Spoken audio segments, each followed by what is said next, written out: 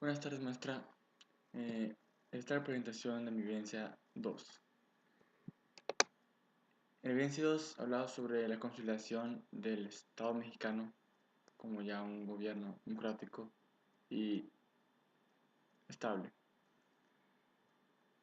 Todo empezó cuando se restauró la República Federal, cuando se acabó el conflicto de los conservadores y liberales, siendo el triunfo para los liberales.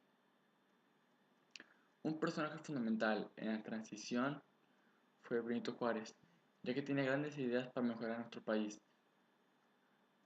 así como llevó a cabo muchas propuestas que ayudarían a estabilizar la economía del país. Desafortunadamente para ese proyecto, Benito Juárez fallecería en 1872, un año después de ser reelegido. Entonces llegaría Lerdo Tejada al poder, pero el que de verdad quería llegar al poder muchos antes era Porfirio Díaz, y con la ayuda de José María Iglesias sacarían al Lerdo Tejada del país. El porfiriato fue una etapa de claro crecimiento económico a través de la inversión extranjera, ya que Porfirio tenía una gran misión y necesitaría la ayuda de inversionistas extranjeros para que comenzara a crecer la economía y tener fondos para invertir en todas las propuestas que tenía, como las vías ferroviarias. Después de eso, México ya se incorporaría como un exportador de productos, como es un caso del maíz, del chile, del cacao.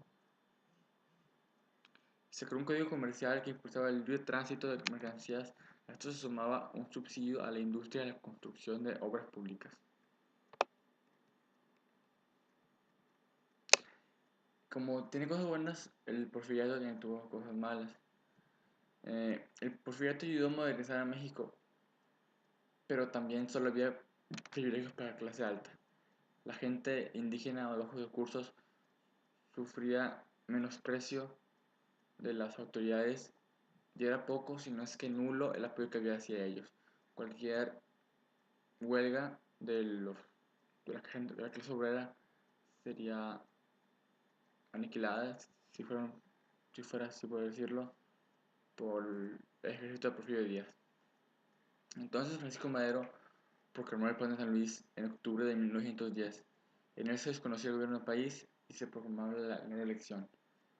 En ese entonces Madero sería el candidato del partido antireeleccionista. La incapacidad del ejército de Porfirio Díaz para controlar las rebeliones del pueblo pronto le llevó a firmar su renuncia. Posteriormente se convocó elecciones en las que triunfó Francisco Madero. Después, los movimientos armados de Pancho Villa y Emiliano Zapata fueron fundamentales durante la revolución, ya que ambos buscaban la repartición de tierras. Pancho Villa se encargó del norte y Emiliano Zapata del sur.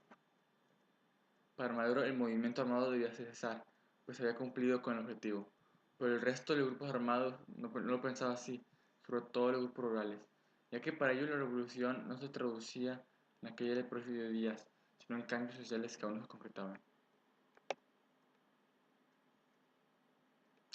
El 22 de febrero de 1913, Madero y el vicepresidente José María Pino Suárez fueron asesinados en la Ciudad de México gracias al plan de Victoriano Huerta para destituirlos. El 27 de marzo de 1913, Venustiano Carranza firmó el Plan de Guadalupe.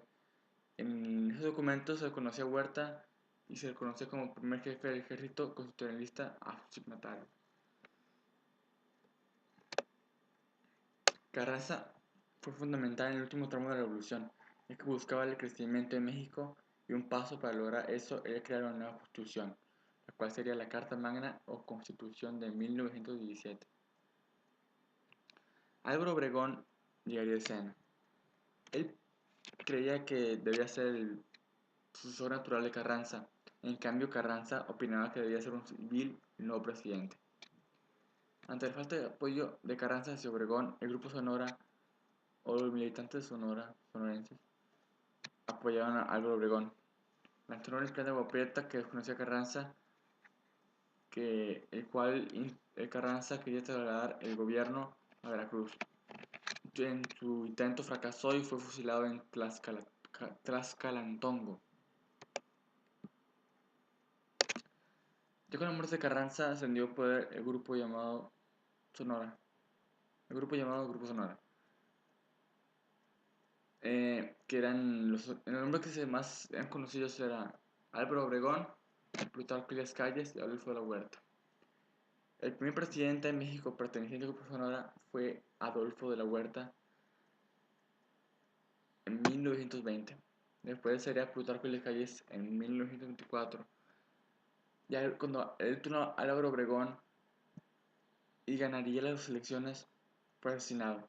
Entonces Plutarco Elías Calles quedaría como caudillo e iniciaría el periodo llamado Maximato, el cual Plutarco Elías Calles sería conocido como jefe máximo.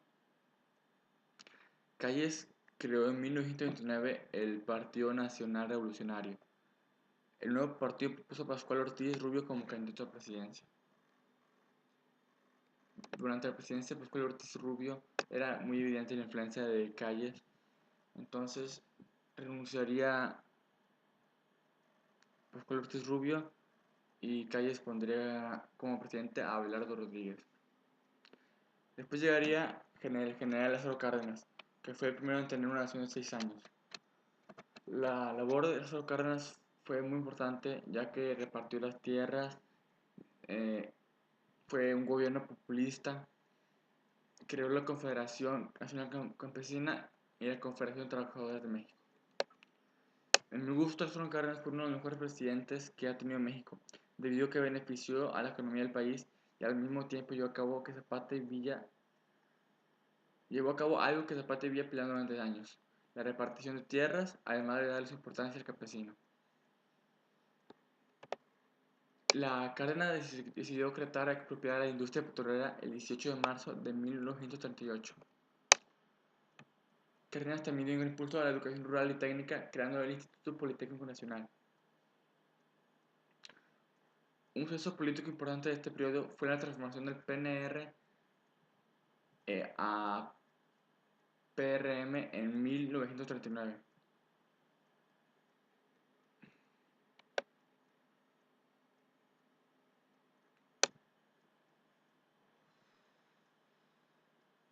Pasar de la exportación de materias primas al desarrollo industrial se lograría a través de un modelo económico denominado sustitución de importaciones.